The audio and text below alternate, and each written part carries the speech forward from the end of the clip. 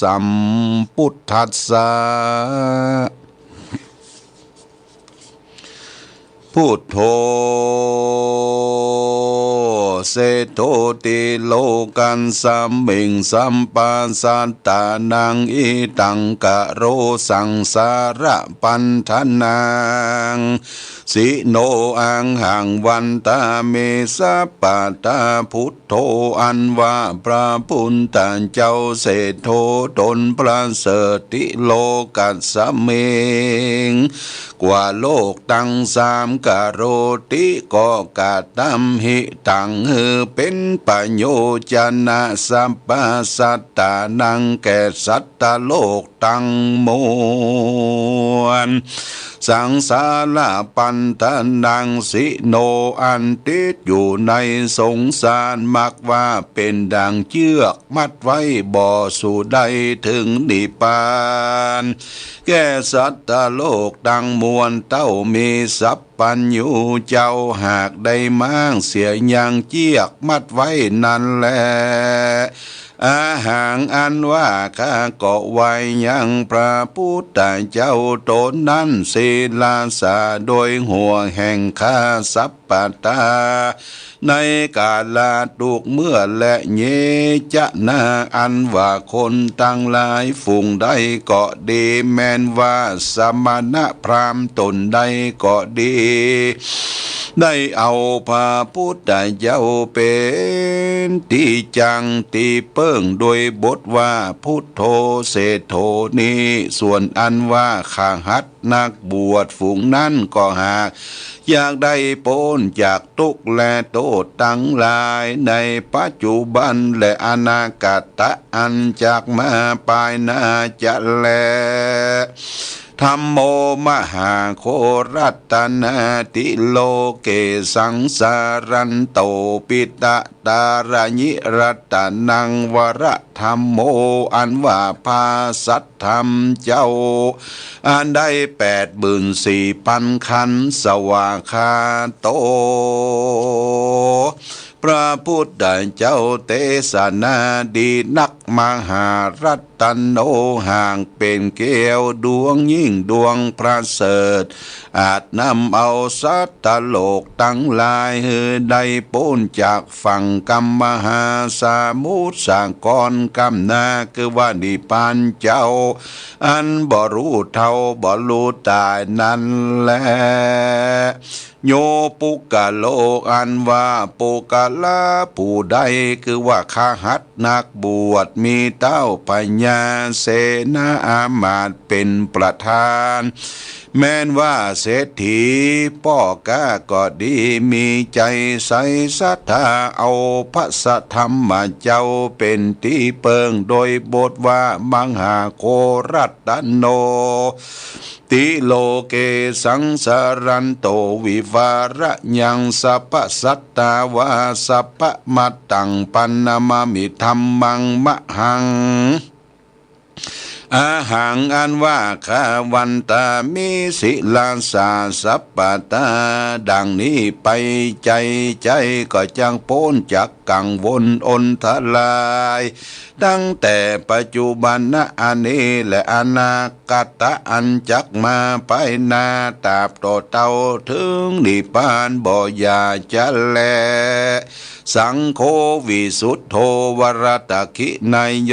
สันตินทาลิโยสัพพปรปะหิโนกุเนเกงิสมาธิปันโตอนาสโว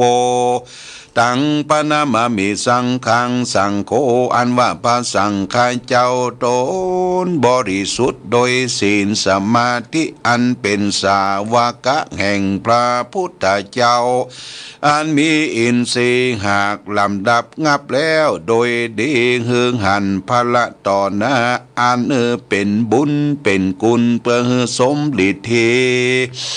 โดยอายุมันยืนยาวประกอบไปโดยเข้าของเงินคำจ้างมาฆ่าคนมนตรีไพรฟ้าเหลือกว่าเต้าพญาเสนาอามาตย์ในจุมปูนี้ตราบต่อเต้าถึงนิพพานแลอาหารอันว่าคานามามิก็ไว้สั่งคังยังพระสังฆาเจ้าเป็นที่เปิงหาสงสัยบอดใดศิลาสาโดยหัวแห่งคาโยจะพุทธันจะธรรมัญจะสังคัญจะสรนังคาโถอาหังอันว่าคาก็ถือเอายังพระพุทธเจ้าพระสัทธรรมเจ้าปาสังฆาเจ้าเป็นที่เปิงแก่คาติลัตนังยังเกี้ยวตั้งสามฝูงนี้จุงหือผู้คาตั้งหลายป้อยโปนจากทุกข์และภัยยางกังวลอนทลายต่างๆส่วนทุกข์ไร้เข็นใจตั้งมวลขอจุงอย่าได้มีแก่อุปาสิกาทั้งหลายตั้งแต่ปัจจุบันณภวาชาติอันนี้ตราบต่อเต้ารอดนี้ละปานเดชอีตังโลกังอันว่าโลกอันนี้มุจิตสามิจุงปล่อยโปนยังสปาตุกทั้งมวลแห่งข้าแดดพลังไปนาแต่นั้นจงฮือโปนจากกรรมเวนด้วยดีจงฮือมีญาติกาวงศาอันมากนักจุงประกอบไปโดยมิตรสหายเย้าเลือนอันกว้างขวางประกอบไปโดยเข้าของเงินคำมากนักตัสมาเหตุดังอันอหังอันว่าคาวันตามีก็ไว้ยังพระพุทธเจ้าพระธรรมเจ้าพระสังฆเจ้าทั้งหลายในกาลาทุกเมื่อและญาถาอันนลามีสันใดอหังอันว่าข้าก็เขาเอายังกุลแห่งพระพุทธเจ้าพระธรรมเจ้าพระสังฆเจ้าทั้งหลายเป็นตีจังตีเปิงแต่ภวจาตอันนี้ตราบต่อเต้ารอดมหาเนลปัญเจ้าแลตาโตทัดแต่นั้นเล่าจงฮือได้ยังมีชีวิตจิตใจอันคาลำเปิงเกิดใจเถิงยังพระเจ้าพระธรรมพระสังฆเจ้าทั้งหลายฝูงนี้แม้นดังลือก็จักจุงฮือคาประกอบไปด้วยชีวิตและกำลังอันมากนักยะถาอันนั้นแหละมีสันใดส่วนอันว่าสัตตโลกตั้งหลายคือว่ายิงใจตั้งมวลอันต้วนเตียวไปมาในวัฏฏะสงสารอยู่ใจจงมีชีวิตจิตใจยืนยาวทุกชาติอย่าขาดอย่าได้ประมาทในธรรมตั้งมวลจงมียะถาอันนั้นแหละมีสันใด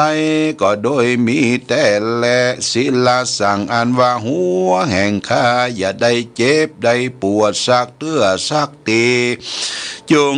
อยู่ดีอย่าได้เป็นพญาสักทีจงได้โป้นจากเปียที่อันมีอยู่ในหัวนั้น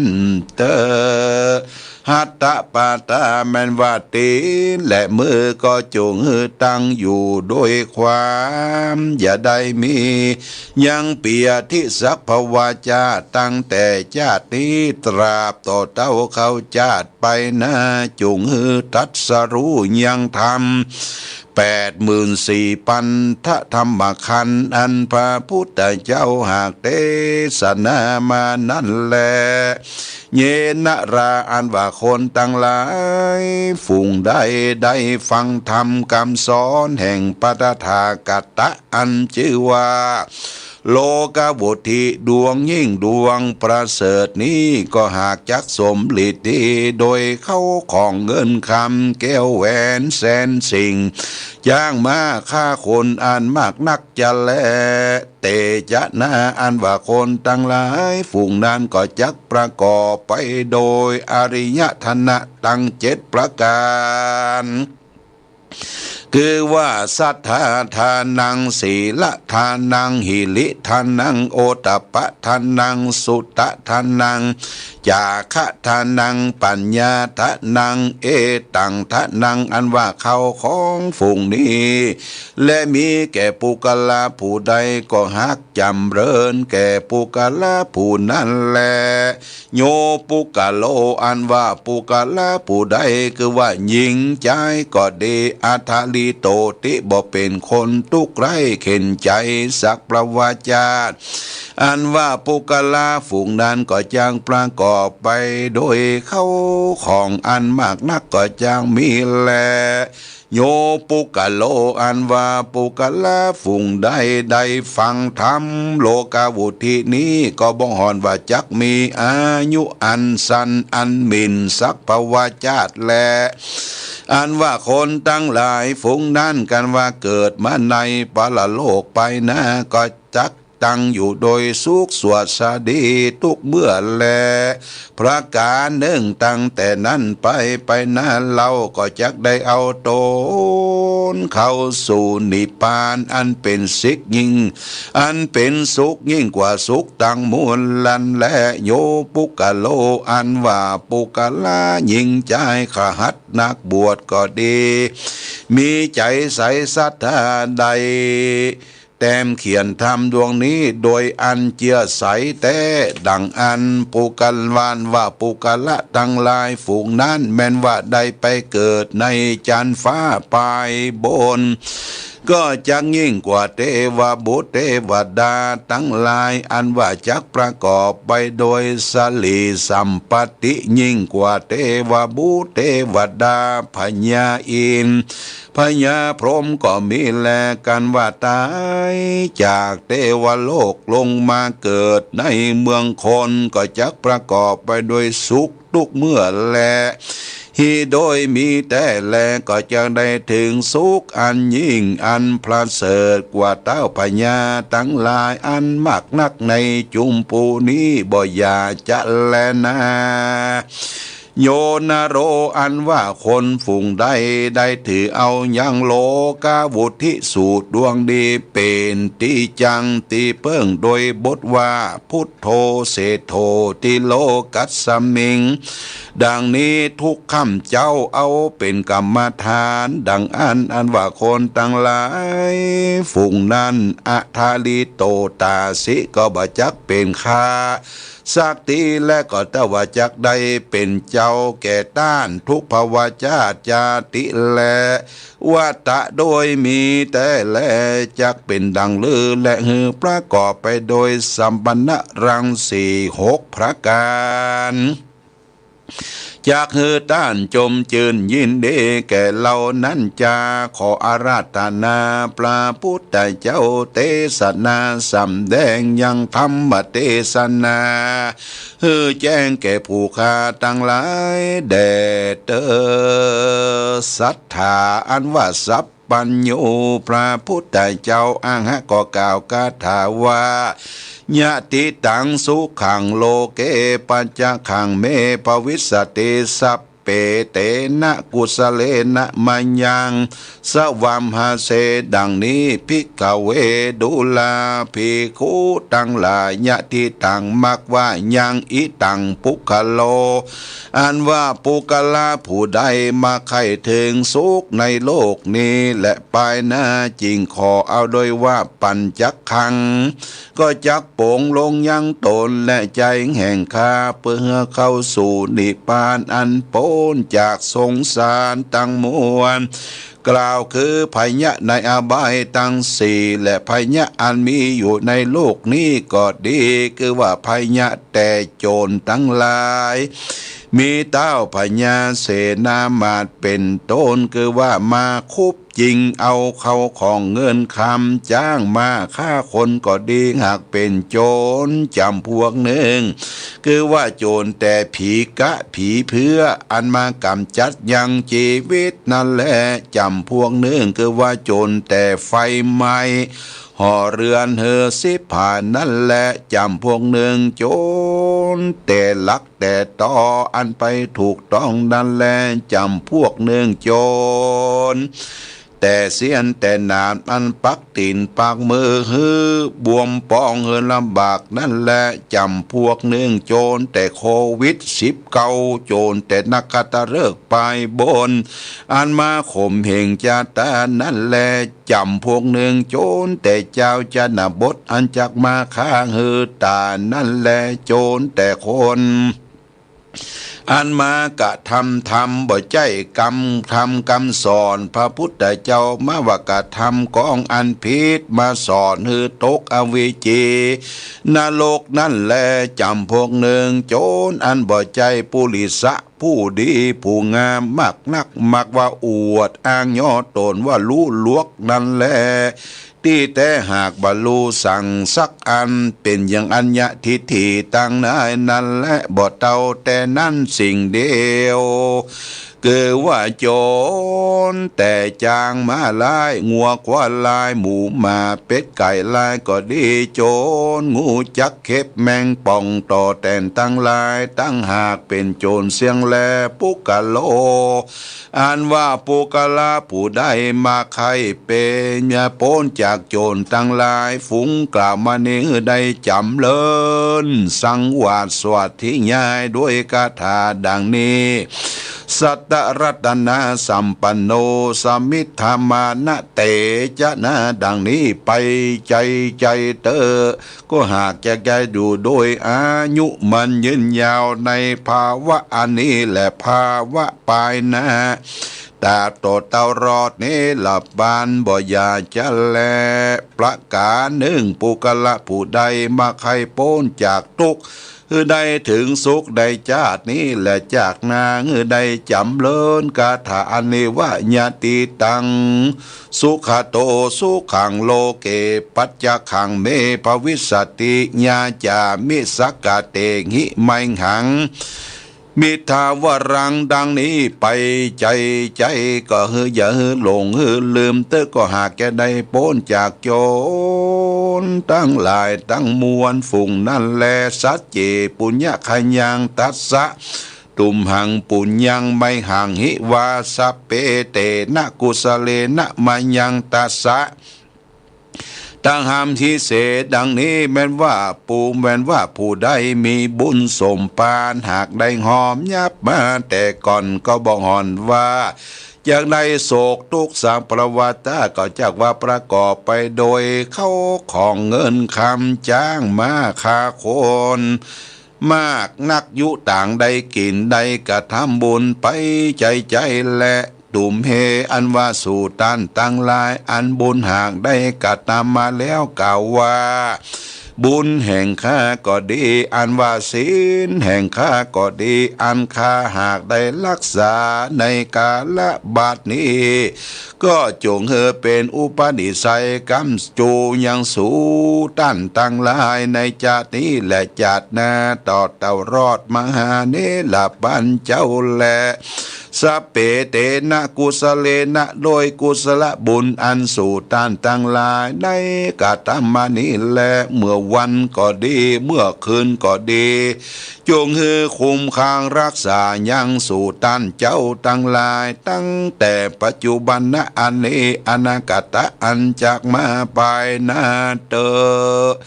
เยปุญเยนะอันว่าบุญตั้งหลายอันสู่ด้านตั้งหลายได้กระทำว่าแล้วก็และยัง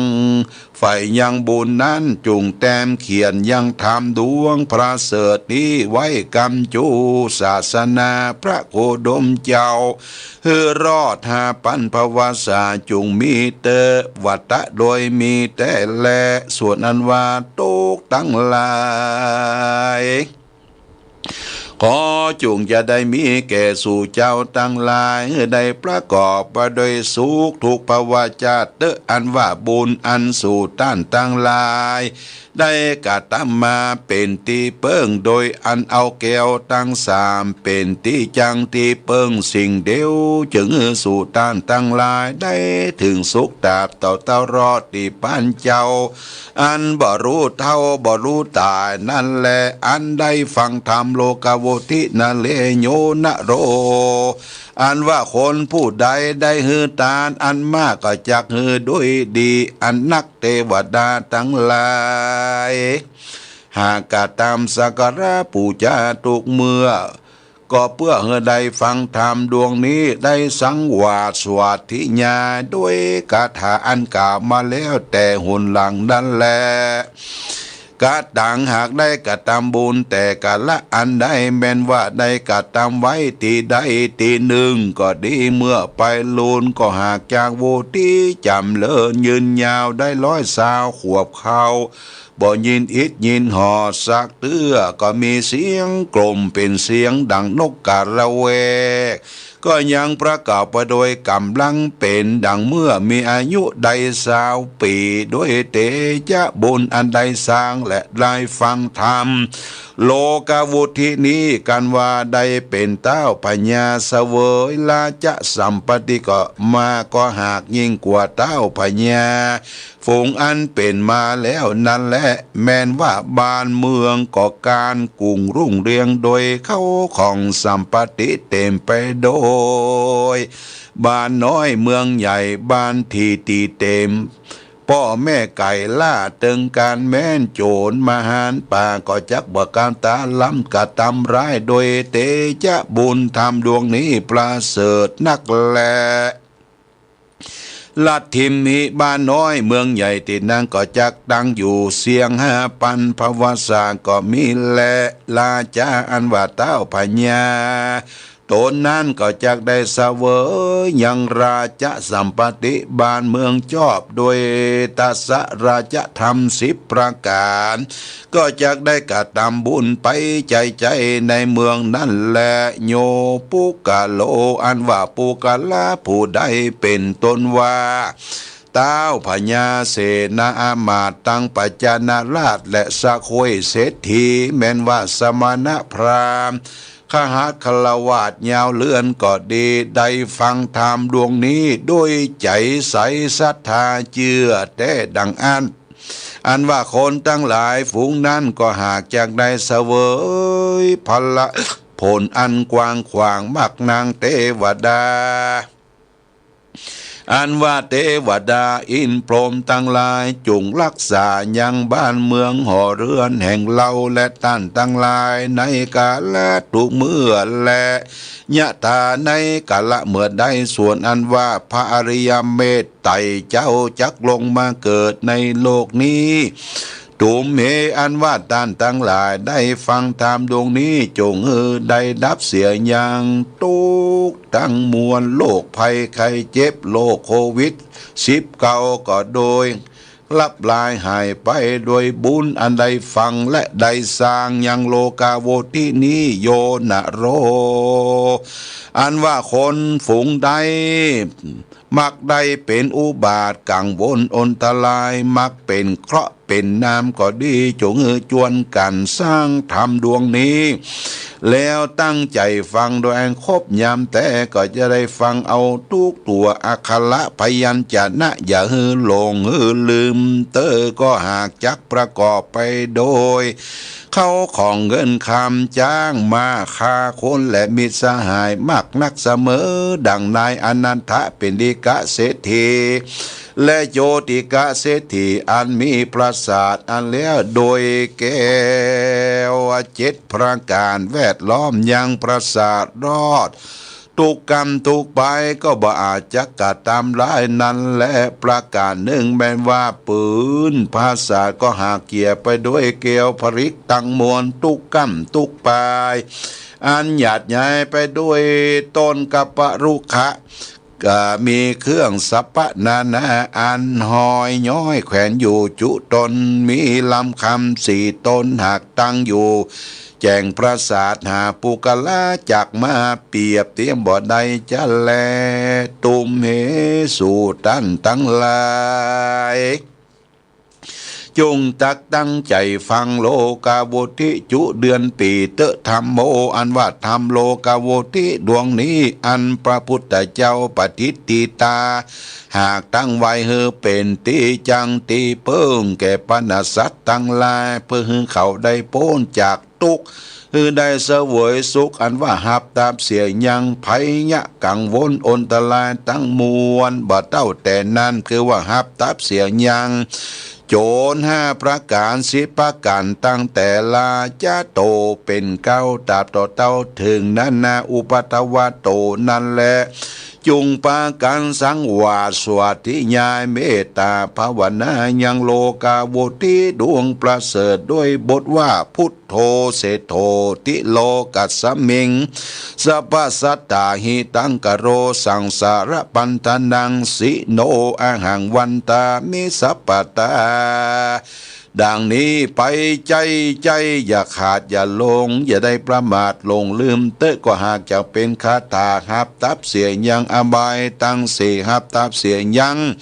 ภัยยะกังวลอนตรายโควิด19และตุติยะบททวน2ว่ายะทิตังยาโคสุขังโลเกปัญจขังเมภวิสติญาจามิเตวรังสกเรติสิมังหังอิทวรังดังนี้จำเลินตุคำเจ้าเอาเป็นกรรมฐานไปเตอ ก็หับตามเสียยังโจรร้ายตั้งบนและหับตามเสียยังอบายตั้งสี่มีนาโลกเป็นต้นตติยะกถาอันทวน3ว่าทุกกรังวัตตโลกัสสมิงติสรณาตตาติสรณาภเรณวรังสุขังอนุภาวโตติดังนี้จำเริญสังวาสวัสดิญาณตุคำเจ้าเอาเป็นกรรมฐานเมตตาภาวนาไปใจตราบต่อเตาเข้าเสียงหาปันภวสาก็ฮักจะได้ถึงยังสักกะโมฆะธรรมอันยิ่งคือว่านิพพานเจ้าอันบรู้ตายคือว่ายิ่งกว่าสุขทั้งมวลและปันติโต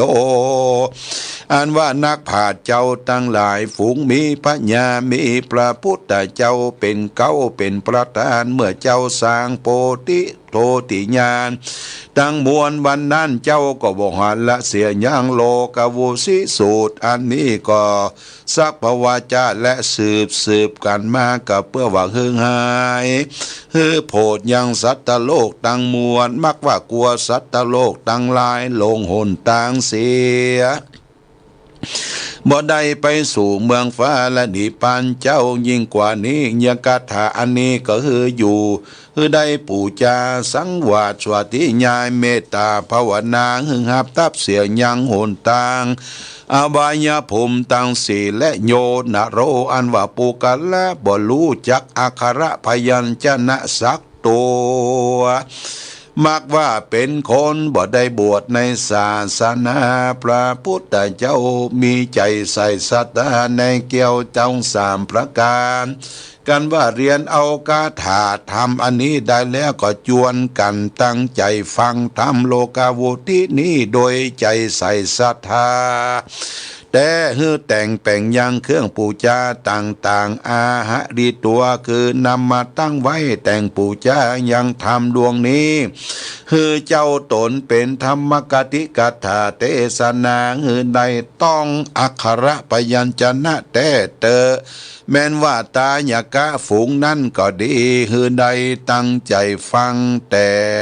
ก้าวตาบต่อเต้าถึงปลายอย่ามีใจล่าเลยไปในที่ใดแม้นว่าอย่าเกิดถึงเข้าคอง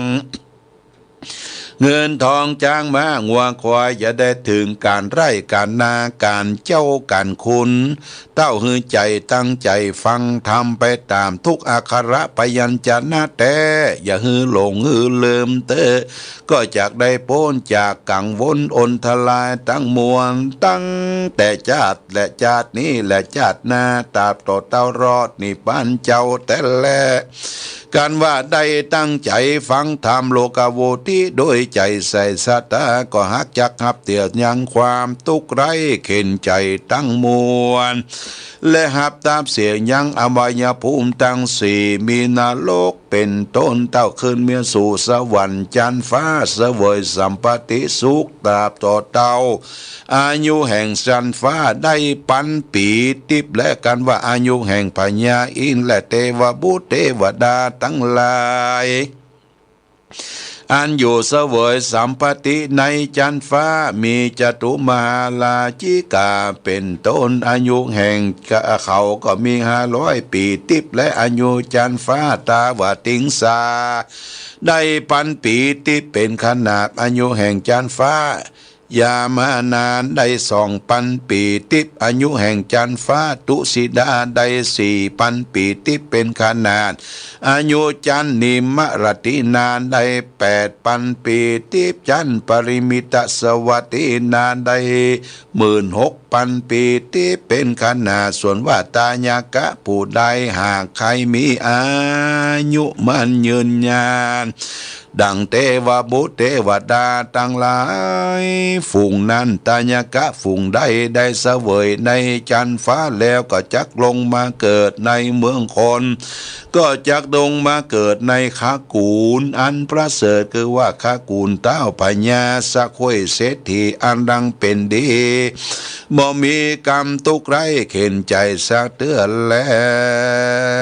ตุ่มเหอันว่าตันตั้งหลายมักว่าริรอมเขาของบอกคืนมักลูบมักซุมมักเป็นโอนทลายต่างจูงจักยวนกันฟังยังทำโลกาโวทิดวงประเสริฐนี้โดยใจใสอันออบน้อมคบยำแต่ก็หากจักเป็นก็โป้นจากกังวลโอนทลายตั้งมวลตั้งแต่ปัจจุบันชาติอันนี้ตราบต่อเต้ารอดนี้ละปานบ่อยาจะและนามหาโลกาโวทิธรรมโมอันว่าพระมหาโลกาโวทิดวงประเสริฐบันนี้บันทิทานักบาทเจ้าทั้งหลายหากจักออกมานาพิธรรมปิตกะวุฒินั้นแลเพื่อให้โพดยังโคนมักเป็นโอนทลายภัยยะในโลกนี้แลมหาโลกวุฒิสุดตังนิธิตังขีญาสังวรณาจาว่าโดยวุฒิสูตรอันพระพุทธเจ้าหากเทศนาแก่พญาปเสนทิโกสละราชาเกาะบังโกมสมเร็จเสด็จ